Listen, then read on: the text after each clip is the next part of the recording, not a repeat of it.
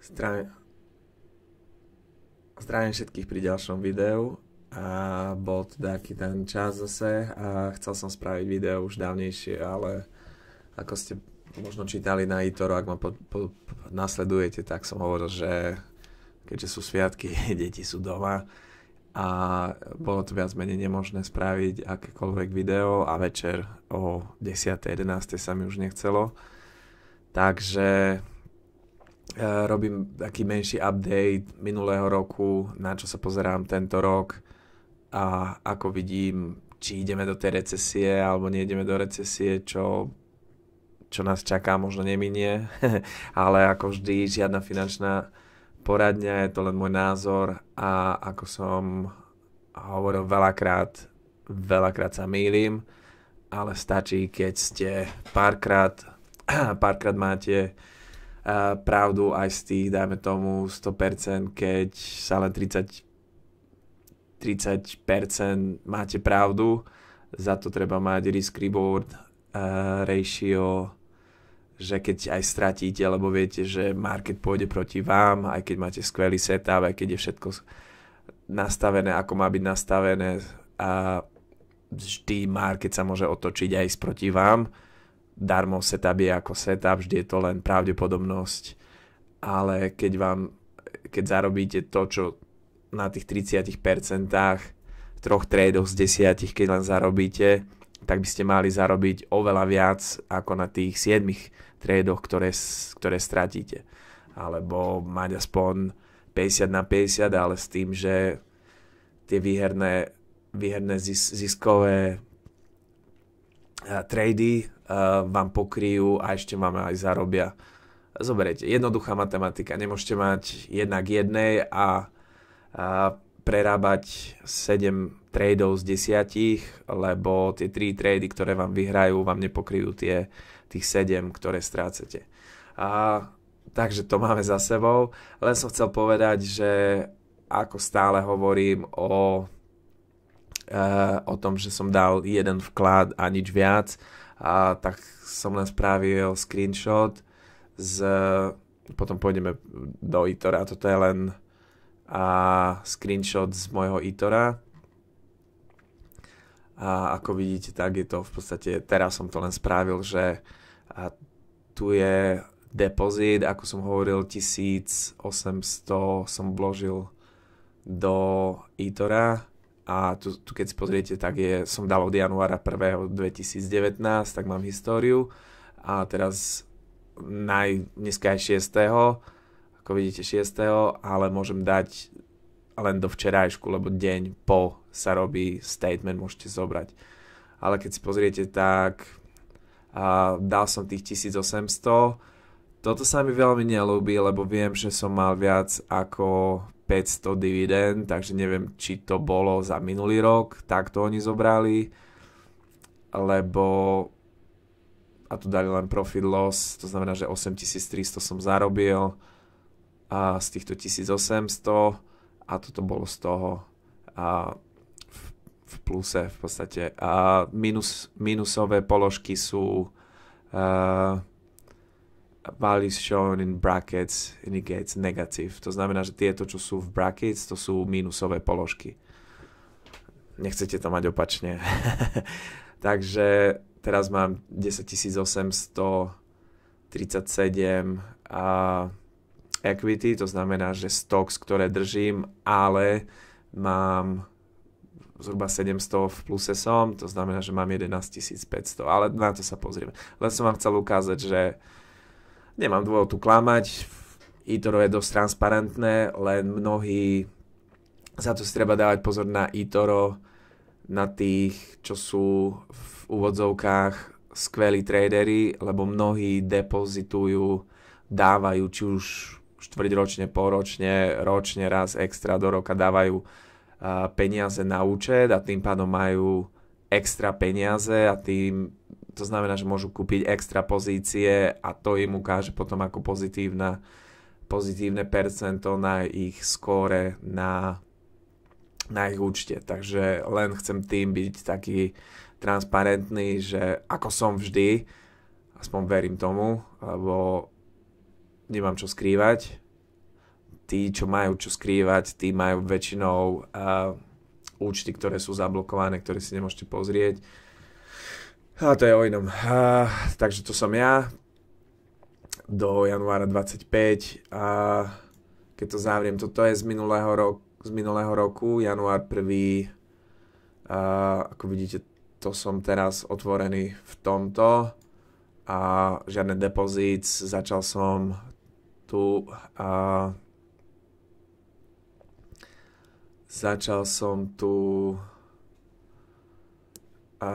čo sme to minulý rok som skončil takto, takže minulý rok 156 som mal za dividend. Ja si kvôli tomu, že mám viac krypto založený teraz, 1000 som zarobil, profit loss, to znamená, že 1000 v pluse za minulý rok a veľa sa nestalo, čo som očakával, že sa stane. A keď pôjdem naspäť, ako som povedal, to bol minulý rok, tento rok som skoro 10% v pluse a s tým, že december ma veľmi zatiahol minulý rok, čo som očakával, som bol skoro na 14 000, ale sa to otočilo potom v decembri, žiaľ, ale momentálne pokračujeme tak, ako to ide a neviem, čo som spomínal, mám 7 kopierov a ide to a mám 750 skoro v pluse, mal som už aj viac, ale ako viete, ja som dlhodobý trader, není som krátkodobo a je teda 10%, je v podstate 1000. A poďme sa pozrieť na pár vecí, dajme tomu, čo sa týka Bitcoinu na charts a aby sme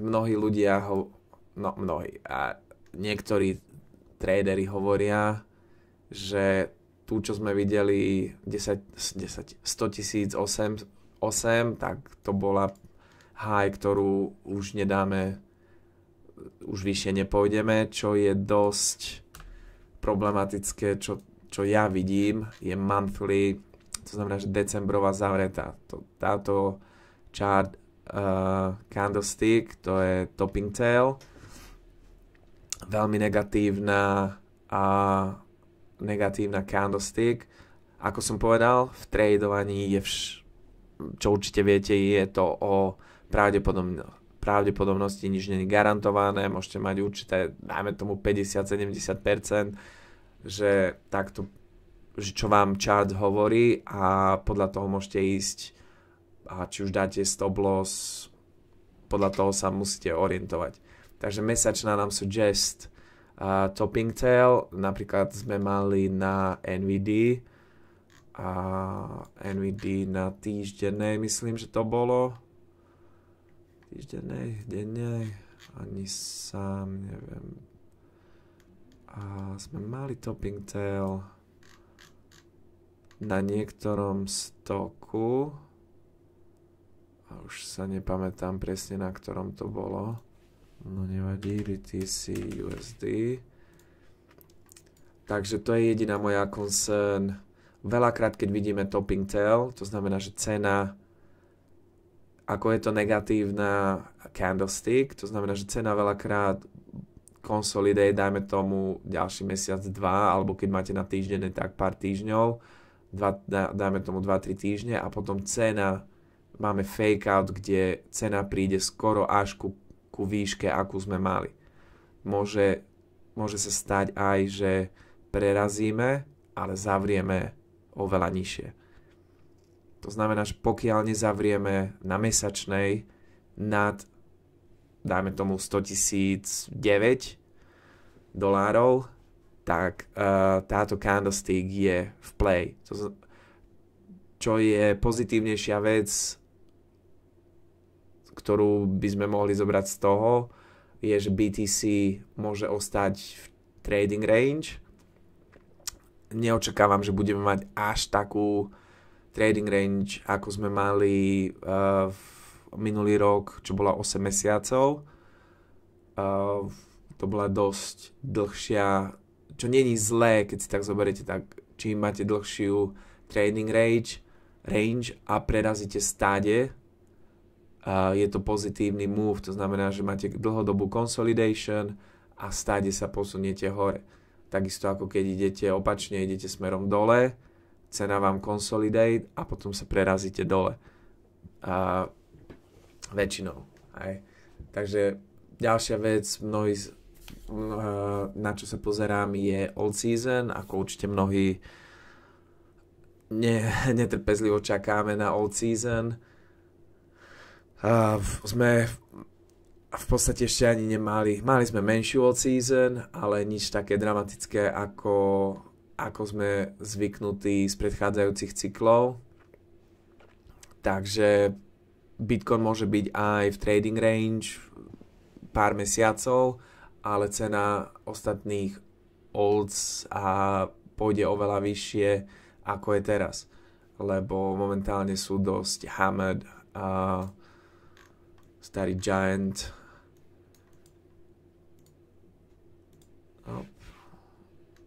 Toto je na mesačno.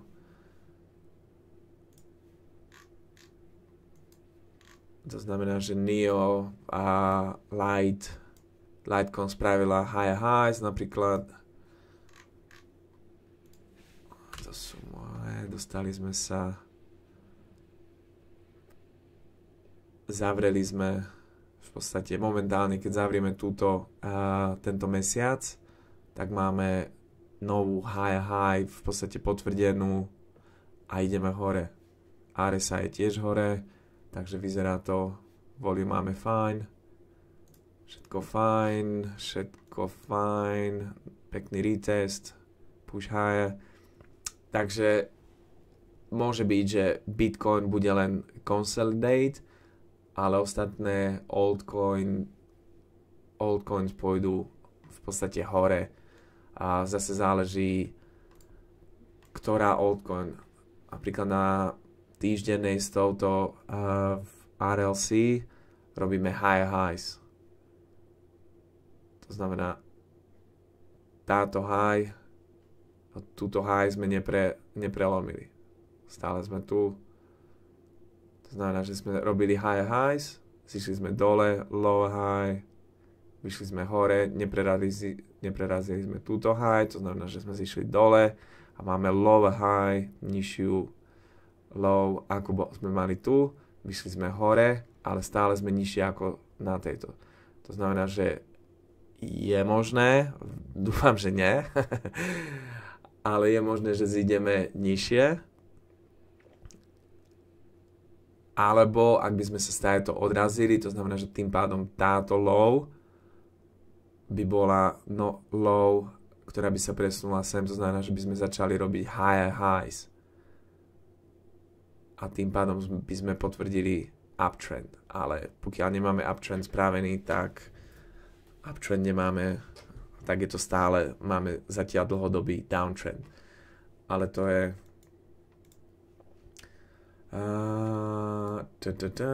takže takto to vidíme, čo sa týka SPY. Tento graf a toto pozrite som priniesol viackrát a je nič nové.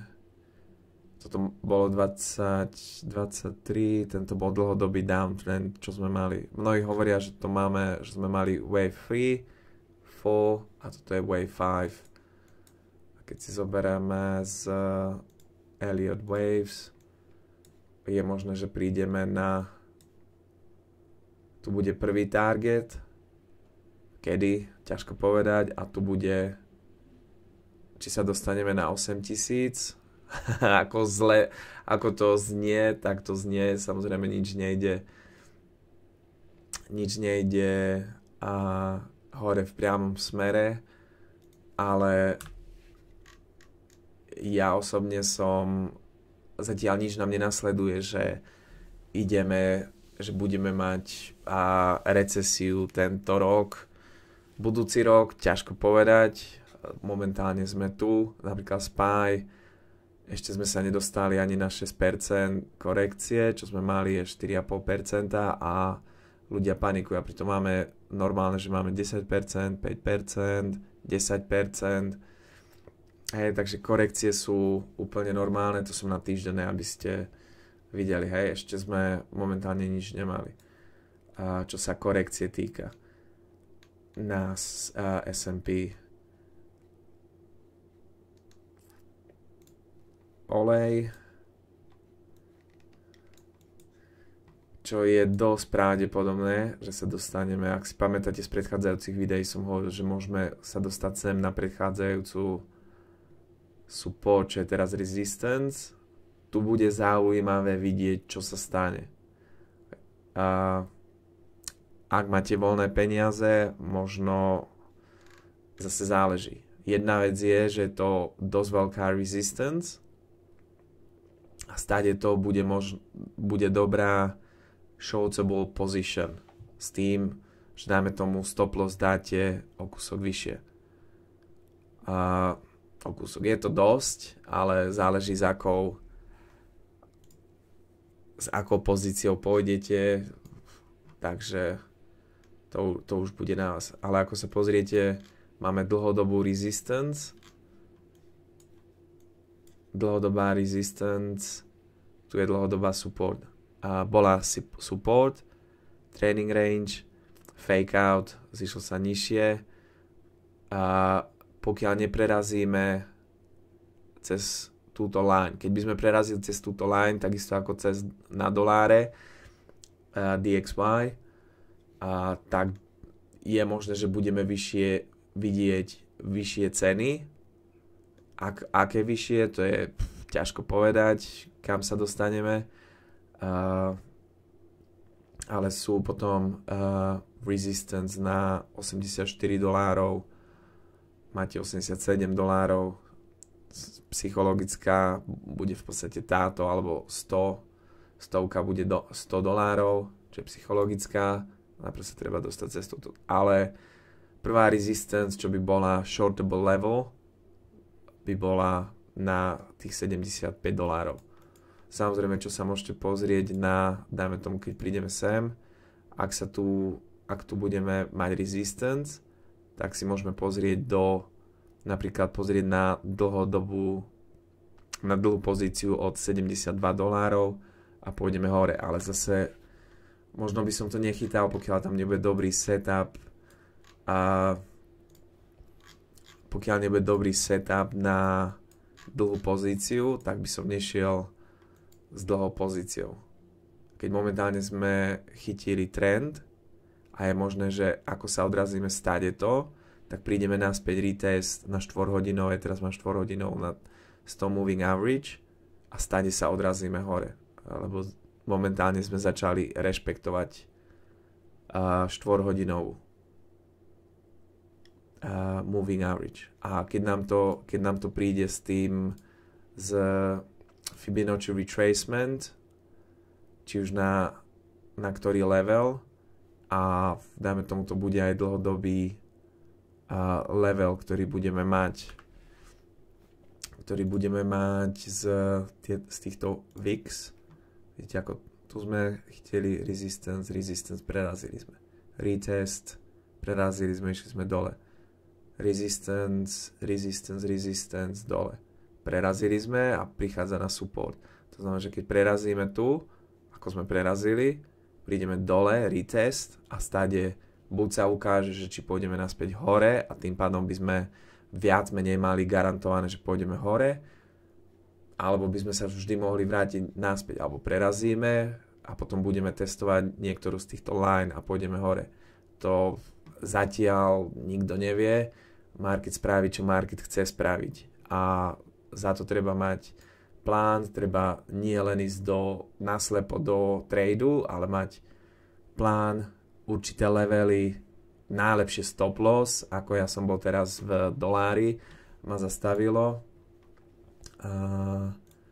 Portfolio history, ako vidíte, som mal malú pozíciu v doláre a zahral som v pluse, ale momentálne je zahral som na 108.6 DXY a je 107. To znamená, že len držať a dúfať, že dačo pôjde vo váš prospech, je úplná somarina, hlavne keď sa jedná o dáky stock alebo dáku commodity, ktorá je dosť volatile a záleží, akú máte pozíciu, akú máte leverage, lebo je veľmi jednoduché stratiť peniaze, či už na olej, na doláre, na nadgas vás vždy nadgas, hej, skvelá pozícia, ale ja nadgas radšej nechytám, lebo nechytám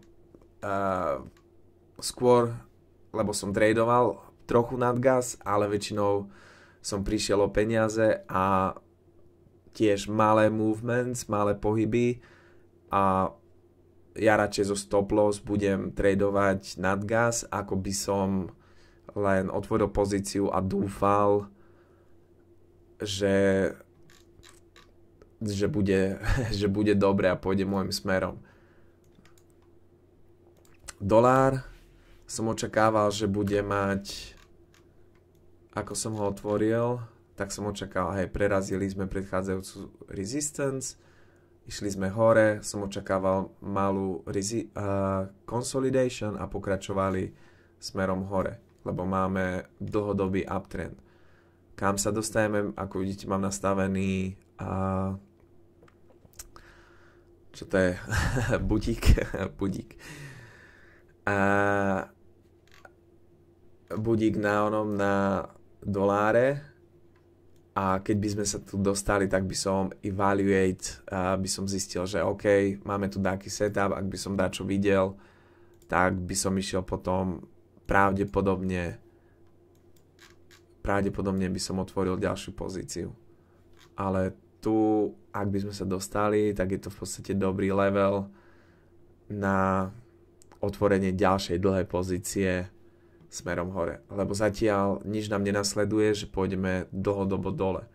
Dlhodobý trend je momentálne ideme hore, tak nemá význam chytať malé pullbacks, aj keď sú není malé, a keď si zoberiete, tak väčšinou vidíte hore momentálne.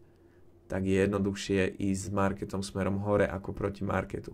A ja keď držím pozíciu, ja sa snažím chytiť 40% move alebo 30% move na doláre alebo olej. Ja nejdem o tie 3%, 4% pozície. A radšej hlavne kvôli tomu, že sa pozerám na 4-hodinovú alebo dňovú time frame, čo je to candlesticks na pozície, a tým pádom ja sa snažím chytiť tieto pohyby hore, tie väčšie moves ako malé pozície. Ale to som ja. Keďže dolár ide hore, takže gold pôjde hore. Gold sme mali pekný push. A ešte je príliš skoro povedať, kam ideme so zlatom, ale ak teoreticky stále potrebujeme zavrieť na tých 2700. Keď zavrieme nad 2700, momentálne toto máme resistance, môžeme si aj takto pozrieť a možno pôjdeme len v range v tejto hladine a možno stále to sa dostaneme hore.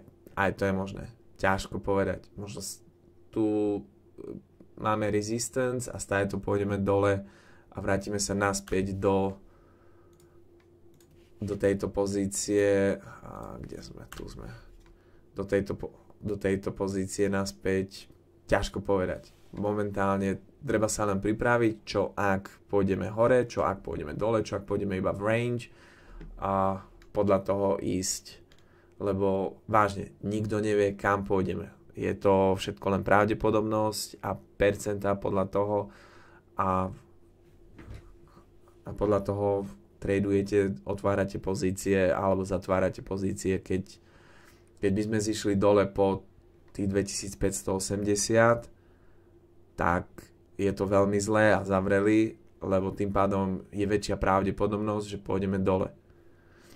A keď pôjdeme so zlatom dole, to znamená, že moje pozície, ktoré mám so zlatom, stocks, tak tie pôjdu oveľa nižšie. Kde sme? Momentálne sme na... Nevyzerá to dobre. A to som čakal, to sme robili... Sme spravili high highs, v podstate tu sme boli na týždenej, to znamená, že sme prerazili cez nad túto týždennú, táto bola v podstate ďalšia resistance.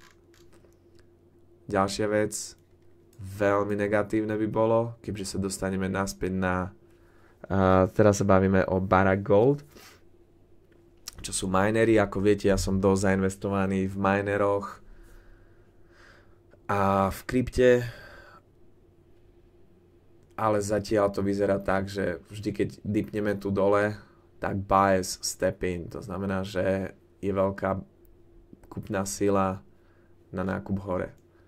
A uvidíme, čo sa bude diať, či pôjdeme hore, či pôjdeme dole, či budeme len consolidate, ťažko povedať. Ale HMI, tiež gold stock. A tu sme spravili, tu vidíme uptrend, to znamená, že sme mali dlhodobý downtrend, to sme na týždenej a stade sme spravili high highs, zišli sme dole, táto low bola vyššia ako táto, to znamená, že sme sa odrazili, táto low bola vyššia ako táto, prerazili cez túto, a sme sa vrátili naspäť, no nespravili sme nižšiu, ako sme spravili túto, bol len retest a išli sme hore. Support, spravili sme base, odrazili sme sa hore a uvidíme. Je možné, že prídeme naspäť sem na tých 7.40, ako vidíte, bude to menší retest predchádzajúcej high, retest a stade sa odrazíme hore. Aj to je možné. Bude záležať veľa od zlata, od marketu, čo spraví market, kde sú shorts, kde sú longs, aký je interest na stock, manipulácia, voláte to čo chcete. Tak to funguje. A jeden, ako hovorím, sleeping giant je ETH. ETH je veľký disappointment, hlavne z minulého roku, lebo prd v podstate spravil. Som očakával, že už budeme aspoň na 5-6 tisíc. Stále sme neprerazili cez predchádzajúcu all-time high z minulého bull market, čo je dosť zlé. Ale stáva sa. Vyzerá, že robíme high highs. To znamená, že táto low je vyššia ako táto a táto high, aj keď bola zavretá kus vyššie, alebo nebolo až toľko kupcov, že by potlačili sumu vyššie. Zišli sme dole, ale táto, keď prerazíme náhodou pod túto high, že tu budeme mať, pozrieme sa na to z Fibonacci, jednoducho, to znamená, že teraz sme na pivot moment, to znamená, že buď alebo máme dlhodobú resistance, túto line z predchádzajúcej high 24 fake out, zišli sme dole. A to znamená, že táto line,